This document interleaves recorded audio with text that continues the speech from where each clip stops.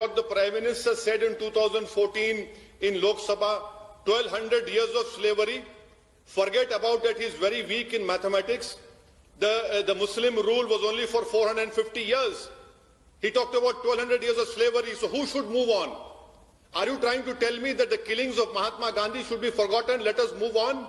Are you trying to tell me that the butchering and genocide of Sikhs in 84 should be forgotten and moved on?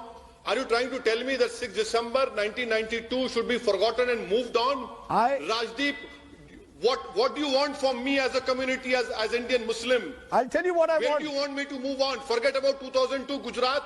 You should not ask this question to me because I am not responsible for the demolition of Babri Masjid. I am not responsible for the communal riots which took place in the streets of Mumbai. Do you want validation of Asauddin Owaisi for this, for tomorrow? What else do you want from me? Why is it that you always put me as a Muslim, as an Indian Muslim on a pedestal? Move on. Where do you want me to move on? Rajdeep, I am in abyss. Where do you want me to move on? Please tell me. I cannot move on further. People like you, people who aspire to this Hindutva ideology, where do I move on? You have suffocated me. What happened to all those secular parties? Hindu, Muslim or communal amity can only happen if the constitution is followed in principle and implemented in toto. Simple. Forget about all these flowery statements by Rajdeep Sardesai. What happens on the ground is important. Where are these secular parties now?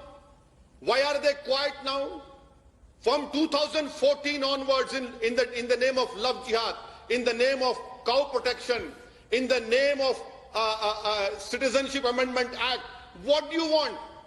Who's raising a voice? Lawyers, journalists, everyone has been put in prison. All the voices have been scuttled.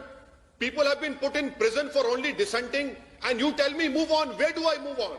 Is there a space to move on, Rajdeep? Please tell me. There is no space to move on apart from fighting in a constitutional way, in a democratic way against this government which is hell-bent on weakening the constitutional structure of this country. So long as any government does not subscribe and upholds the constitution's basic structure, where will communal amity happen? No, 1 if minute. Justice is not being done, what can happen?